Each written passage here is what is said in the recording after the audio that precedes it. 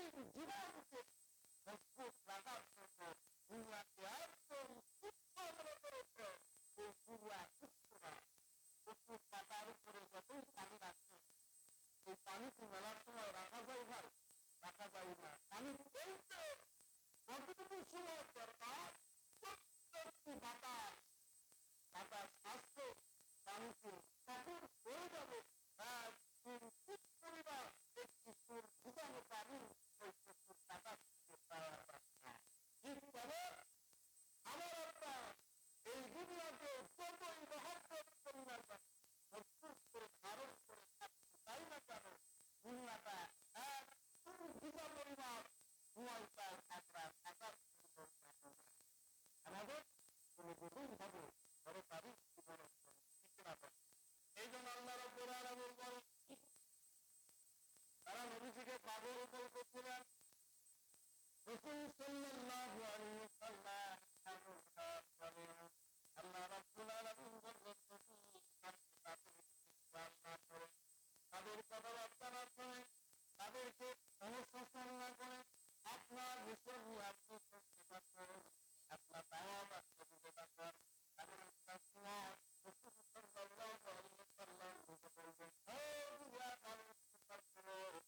এই জীবন আসল জীবন না আসল জীবন তোমার ওই জীবনটা যদি তোমরা ভাবতে চাও ওই জীবন যদি তোমরা মনে করতে চাও দুনিয়ার সমস্ত বিলাসিতা দূর করে দাও দুনিয়ার সমস্ত মানুষকে মতবাদকে দূর করে দাও দুনিয়ার সমস্ত শক্তিকে বাইরে করে দাও এই দুনিয়ার সমস্ত শক্তিকে দূর করা দাও আল্লাহ রাব্বুল আলামিন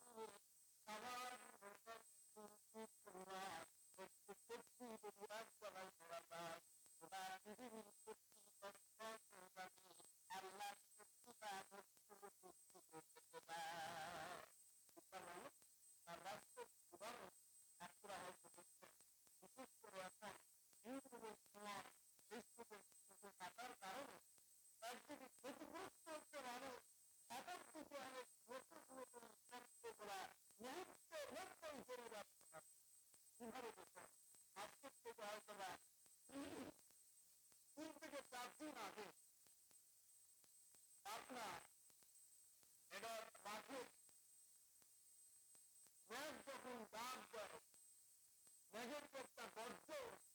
আমরা মনে অনেকেই বলি অথবা বিদ্যুৎ সংস্থার মতো একটা বড় গাছ এই বিদ্যুৎ চমকানোর মতো একটু আওয়াজ হয়ে একটা গাছকে মাঝখান দিয়ে যেদিকে আওয়াজ ওই চারটি বাহাদুরের রেখা যেদিকে করেছে পুরা গাছের মাঝখান দিয়ে একদম আলাদা হয়ে গাছটা পড়ে যায়নি গাছটা দাঁড়িয়ে যাচ্ছে এর পিছনে একজন না একজনের শক্তি কাজ করে কিন্তু একজন নয় আল্লাহ পৃথিবীর সব বিষয়গুলা আমার ভাইরা আমার আপনার ভিতরটা সত্যিকারে নামাজ পড়ছেন রোজা করছেন নামাজ পড়ছেন ওরা কি আল্লাহকে খুশি করার জন্য না দাদা বাবুদের খুশি করার জন্য ব্যক্তিকে খুশি করার জন্য মানুষকে খুশি করার জন্য অথবা নিজের হাসিলের জন্য ওটা কেউ যদি না বলছে তিনি বলছেন তিনি হলো অনেকে ভারতে যখন মুসলমানদের মসজিদগুলাকে ভেঙে দেওয়া হয় মাদ্রাসাগুলা বন্ধ করে দেওয়া হয় মুসলমানদের যখন যুবতী মেয়েদেরকে বাড়ির থেকে ধরে ধরে নিয়ে ওই হিন্দুর বাচ্চাগুলা অমুসলিমরা প্রকাশ্যে ধর্ষণ করত তখন তাদের মুসলমানরা কেমন কথাও বলছে আরো খুব থাকো ওই দেশের বিষয় ওদের কাছে আমাদের গুলো আমাদের কাছে ওই সব থেকে আমাদের লাগছি তারপরে এমন মুসলমান তেমন সিদ্ধান্ত যদি পুরাতন মুসলমানের সন্তানের জনপ্রিয় ব্যবহার ইমান থাকবে ধরে ইমান থাকবে কেন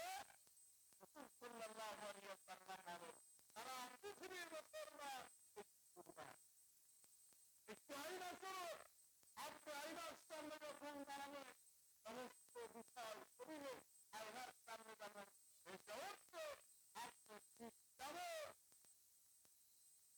গোটা পৃথিবীর মুসলমান হলো একটা বাবু একটা আত্মা একটা শরীর আমরা ছোটখাটো বিষয় নিয়ে ঘটনাস্থ হতেই পারে আলাদা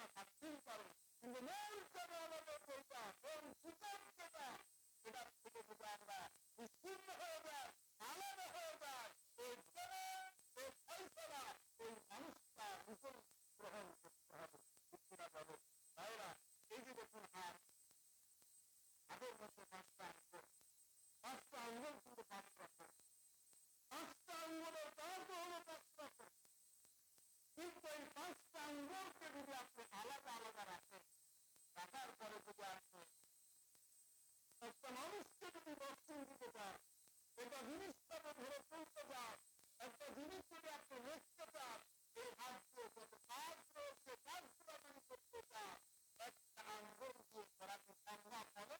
সম্ভব নয়।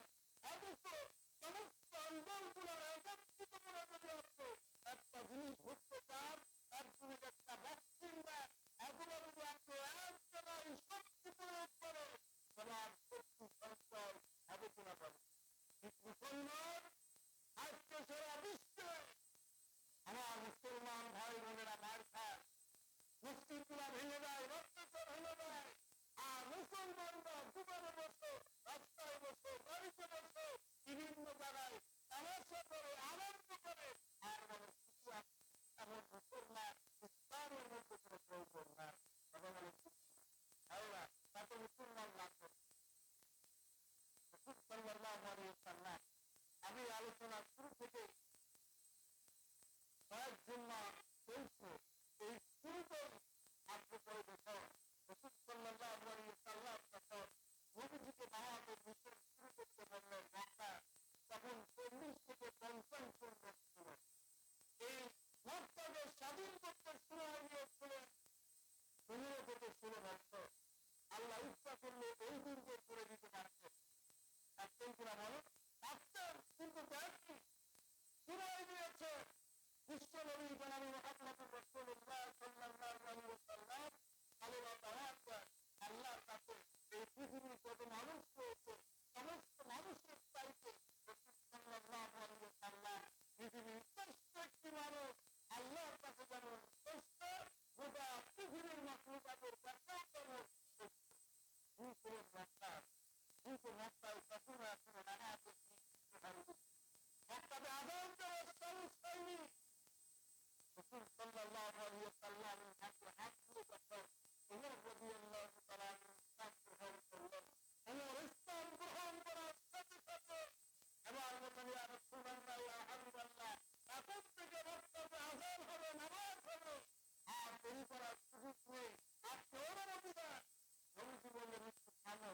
বললেন যে ইয়া রাসূলুল্লাহ, অনুমতি দিলেও হবে, না দিলেও হবে, কাফেরদের মোকাবেলা করার জন্য আমরা যথেষ্ট, জীবন থাকতে আমরা সেখান থেকে ইতিহাস করা। রাসূল সাল্লাল্লাহু আলাইহি ওয়াসাল্লাম বসে আছেন, আল্লাহ ওহীর মাধ্যমে রাসূলকে জানিয়ে দিলেন ঠিক আছে। ওমর রাদিয়াল্লাহু তাআলা আল্লাহ রাব্বুল আলামিন এই নবীবাসী কিন্তু তার কথার উপরে মেসেজ করে আল্লাহ ওহী নাযিল করেছেন, অনেকগুলো ওহী নাযিল করেছেন। আর সাল্লাল্লাহু আলাইহি ওয়াসাল্লাম বলেন আমার পরে যদি কেউ নবী হতো তাহলে ওমর রাদিয়াল্লাহু তাআলা নবী হতো। এর পিছনে কারণ তিনি সিদ্ধান্ত যেটাই দিয়েছেন, আর সিদ্ধান্ত তিনি করে দিয়েছেন। আবার ওমর রাদিয়াল্লাহু তাআলা একটি বাহিনী নিয়ে যাচ্ছেন, 40 থেকে 42 জন লোক ছিল। উনি আগে নেতৃত্ব দিচ্ছেন, নারীর তাকবীর, আল্লাহু আকবার, অনুগান দিতে দিতে যাচ্ছে। এবার আবু জেহেলের খবর গেল, না জানি এখন তেমন আওয়াজ তাকে শেষ শুরু করছে, ওরা প্রতিহত করার জন্য রেডি হচ্ছে। ইতিমধ্যে শুনছে ওমরের কণ্ঠ, সামনে দেখছে ওমর দাঁড়িয়ে আছে, সে কোথায় কিভাবে পালাবে? ওই যে বলে না যে ইঁদুরের ভক্ত খুঁজে পাবে না, সে পুরো অবস্থায় রয়েছে। তার কি অবস্থা ছিল সবগুলো ভুলে গিয়ে অনেকের কাপড় প্যান্টে ঠিক মতো ছিল না, কাপড় হাতে করে জুতা স্যান্ডেল পেরিয়ে তারা সামনে করে দিচ্ছিল। জানো নারীর তাকবীর, আল্লাহু আকবার, কোনো মানে ওমর রাদিয়াল্লাহু তাআলা যখন শুরু করলেন, আল্লাহ রাব্বুল আলামিন বলেন রাসূল সাল্লাল্লাহু আলাইহি ওয়াসাল্লাম বলেছেন কাফেরদের পরিচয়ের মধ্যে তীরের মতো ঢুকে দেওয়ার নারীর তাকবীর, আল্লাহু আকবার। তারা সহ্য করতে পারে না এই স্ত্রী, এই শক্তি, এই হুঙ্কারের জ্বালা। কিন্তু মক্কা দখল করেছিলেন, নামাজ কাটা শুরু হলো, আযান শুরু হলো। কিন্তু আজকে সারা পৃথিবীতে 250 কোটির বেশি মুসলমান অবস্থান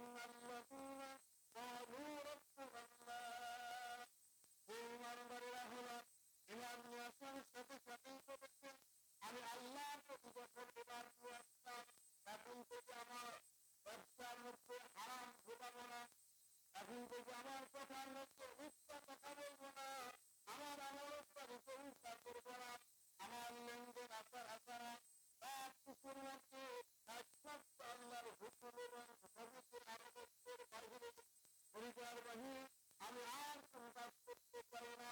এই সিদ্ধান্ত করে মুসলমান গ্রহণ করবে, মানুষরা গ্রহণ করবে। আল্লাহ রাব্বুল আলামিন তাদেরকে মুসলিম হিসাবে ইমানদার হিসাবে আল্লাহ রাব্বুল আলামিন নবীর মাধ্যমে জানিয়ে দিয়েছেন তাদের জন্য আমি আল্লাহ পুরস্কারের ব্যবস্থা করলাম। সুবহানাল্লাহ। পুরস্কার হলো أولئك لهم رزق معلوم। আল্লাহ রাব্বুল আলামিন বলেন তাদের জন্য এমন বিষয় আমি তাদের জন্য প্রস্তুত করে রেখেছি, তখন আমি তাদের উপর রিজিকের ব্যবস্থা করে দিই। সুবহানাল্লাহ।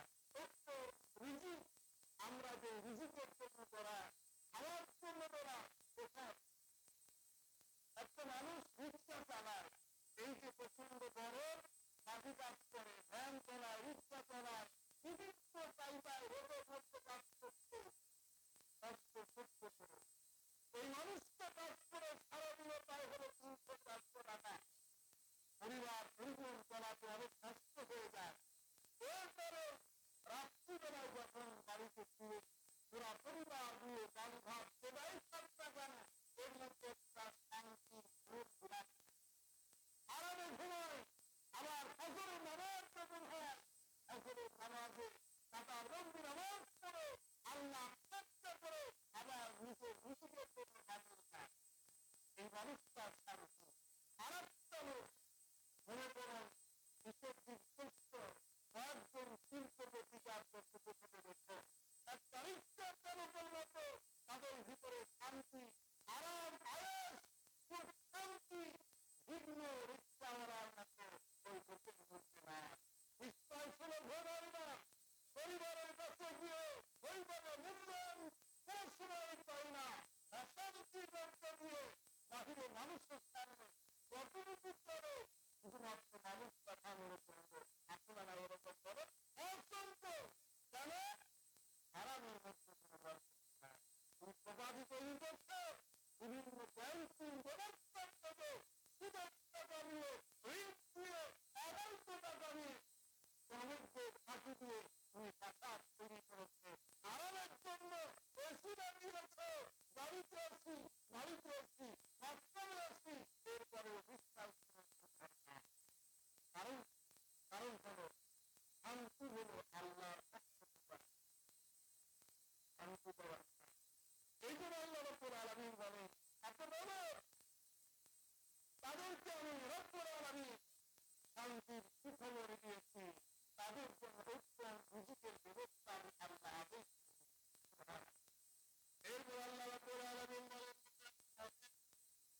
এই মানুষ যখন দুনিয়া থেকে বিদায় নিয়ে যখন চলে যাবে আজরাইল আলাইহিস সালাম যখন ওই মুখলিস খাঁটি ইমানদার বান্দার কাছে যখন চলে আসে প্রত্যেকটা মানুষের কাছে আজরাইল আসে। আজরাইল আসার 2 রকম কারণ 2 রকম সুরত নিয়ে আসে। যারা হলো ইমানদার প্রত্যেকটি আপনাদের মধ্যে যারা ভালো মানুষ তাদের সামনে হাদিস শরীফের মধ্যে আলাইহিস সালাম রয়েছে জান্নাতের একটি সুগন্ধ ফুল রয়েছে, ফুলটা হলো কাপড়ের মধ্যে ঝোলানো অথবা কাপড়ের মধ্যে ফুলের সুগন্ধ মিশ্রণ করা। এমন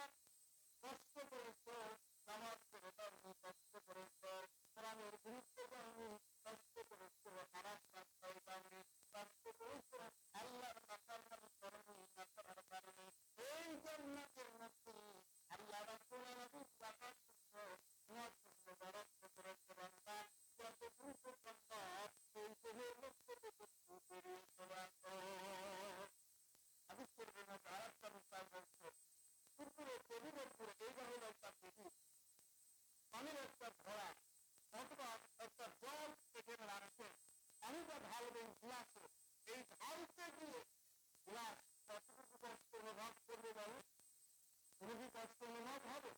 হয়তো কোন সময় মনে অজান্তে পানি পড়ে যাবে, গ্লাস ভর্তি হয়ে আপনি জানতেই পারবেন না। কারণ গ্লাসটা হলো নিচে, খেলাটা হলো উপরে। উপর থেকে যখন পানি পড়ে তখন কম হয় না, এই জন্য নবীদের রুহুটা এরকম ভাবে কোন সময় বেরিয়ে যাবে, নবী বুঝতে পারবে না। বিড়ালটা ঘুরাবে, নবীনটা ঘুরিয়ে যাবে। ওই একজন অবস্থায় তিনি যখন কবর জগতে চলে যাবে, কবর থেকে শুরু হবে জান্নাতের কাজ আলোচনা উপভোগ করা হয়। আর পাপিষ্ঠ যারা, আল্লাহ রাব্বুল আলামিন সূরা নাসিয়াতের মধ্যে বলেন, الناصرات غرقا الناشطات نشطا فالسابقات سبقا। আল্লাহ রাব্বুল আলামিন বলেন, প্রত্যেকটা মানুষের জান কবরের সময় 5 দল ফেরেশতা আল্লাহ পাঠিয়ে দেন। পাপিষ্ঠদের জান কবরের সময় আসসালামু আলাইকুম, জান্নাতের শুরুটা আগে দেখানো যায়। আল্লাহর গোলাম দেখো, এই জান্নাত তোমার জন্য আল্লাহ রাব্বুল আলামিন নির্দিষ্ট করে দিয়েছিলেন। কিন্তু দুনিয়া আসার পরে আল্লাহর গুনাহগুলো করার জন্য, দাসত্ব না করার জন্য, আল্লাহ রাব্বুল আলামিন এই জান্নাতকে বরাদ্দ করে দিয়ে এই যে জাহান্নাম দেখা যায়, এই জাহান্নামের মৃত্যু তোমার জন্য নির্দিষ্ট করে দিয়েছে। এখন জান্নাত আর এই জাহান্নাম, বান্দা রেডি হয়ে যায়। ওই মহিলা আজরাইল সাল্লামকে দেখতে পায়, জাহান্নাম দেখতে পায়, কষ্টগুলা দেখতে পায়। জাহান্নাম দেখার কারণে রুহুটা হঠাৎ করে যায়। শরীরের মধ্যে 265টা জয়েন্ট রয়েছে, প্রত্যেকটা জয়েন্টে রুহুটা চালানো শুরু করে দেয়। আজরাইল সাল্লামের ভিতর ভয়ঙ্কর চেহারা দেখে অনেকেই পোশাক করে চলে যাবে, পায়খানা করে চলে যায়, পানি করে চিৎকার দেয়, গোটা পৃথিবীর পানিগুলোকে বিচার করতে করতে যায়। ওই ভয়ের পানির সুপারটা আপনার নিবারণ হবে না। এই কঠিন অবস্থার মধ্যে দিয়ে রুহুটা যখন বেরিয়ে যায়, বের হওয়ার সাথে সাথে ওই রুহুটা ফেরেশতারা হঠাৎ করে সমস্ত মানুষগুলা তার জন্য বদদোয়া করতে থাকে, সমস্ত মানুষগুলো অধিকার করতে থাকে, করতে থাকে। এমন পর্যন্ত রুহুটা এই দুর্বল দেহের মধ্যে ছিল না, কারণ ওই রুহুটা এই দুর্বল দেহটাও সাথে দুর্বাহিত যখন থেকে বেরিয়ে আসতো। এই যদি হয় তাহলে যে এই দেহের মধ্যে ছিল ওই দেহটা আরো কত দুর্বল। এখন রুহুটা যখন আসলো, আসার সময় এই ফেরেশতার আওয়াজটা তখন হাত থেকে চিন্তার করে নিয়ে নেয়, এমন ভাবে একটা করতে করতে 5টা দল যখন প্রতিষ্ঠান হয়ে যায়, রুহুটাকে যখন নিয়ে যায়, রুহুটা যখন নিয়ে যায় সাথে সাথে সমস্ত বিষয়গুলো দেখতে পাচ্ছি, তার জন্য নিশ্চিত জাহান্নাম করার কোনো গতি নাই। তখন তো জাহান্নাম করা আর কোনো রাস্তা নেই। আমার ভাইয়েরা, ওই মানুষটার যখন কবরে নিয়ে যাওয়া হচ্ছে, এই রুহুটা ওই জায়গায় চলে যাওয়ার পরে আবার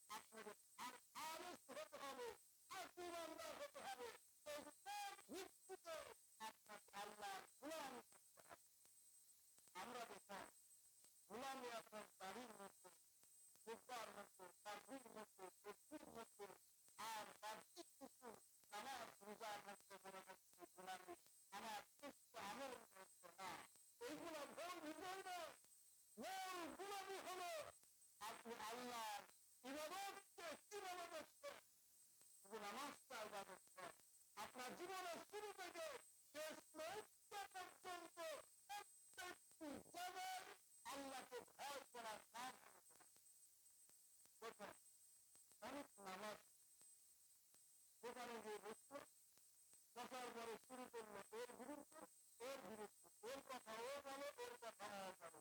এই যে প্রধান করি আমাকে বিভিন্ন জায়গায় আসলে নামাজটি এত কষ্ট করে করলো। আসলে নামাজ আসলে এই পড়াটা সহজ না কঠিন বলেন, খুব কঠিন। আসলে নামাজ কষ্ট করে পড়তো। তখন এখন রাস্তায় দুজন থাকে, আর ওর বিরুদ্ধে করেন, রাস্তায় বসে তার বিরুদ্ধে করে বিভিন্ন সময় একমাত্র মানুষের আলোচনা করা ভালো লাগে না।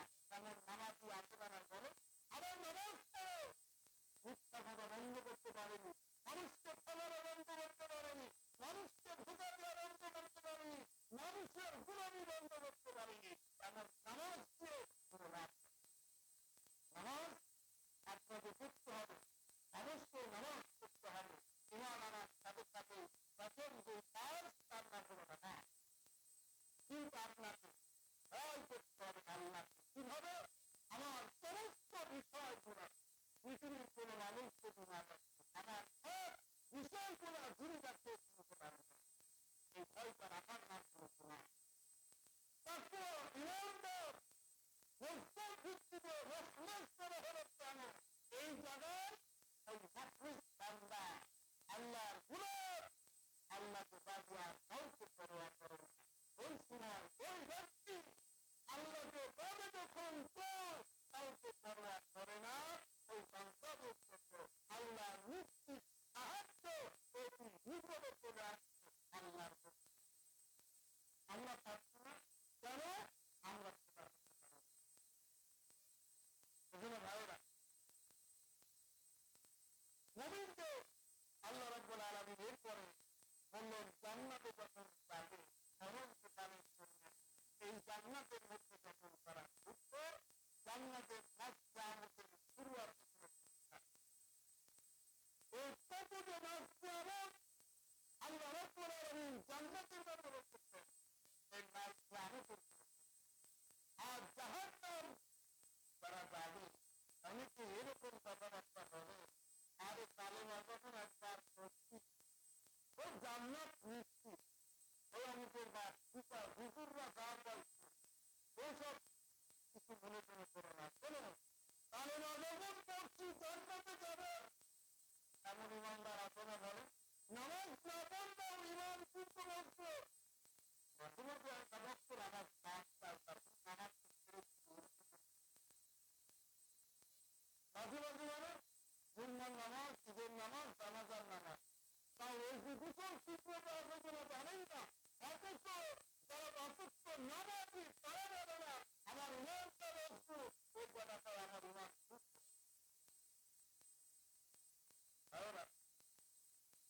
তাই বাহানা করে শুরু না, তাই বাহানা করে পুরো ভাবে না।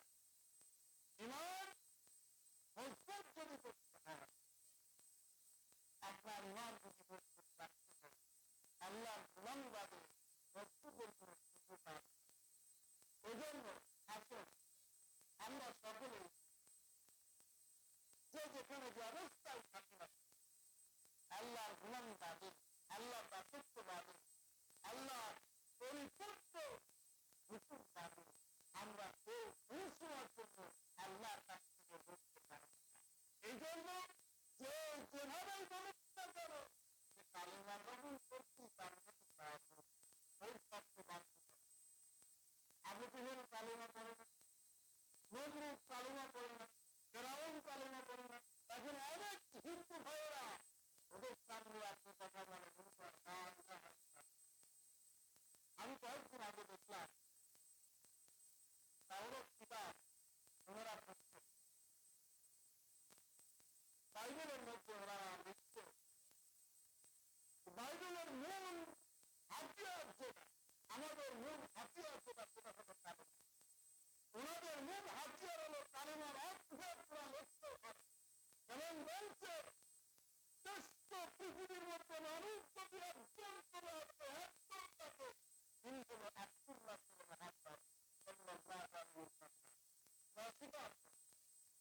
কিন্তু পরিপূর্ণ মানে না, না মানার জন্য হলো ওরা দায়ী। তখন বলুন কালিমা পড়লেই কিতাব পড়লেই যে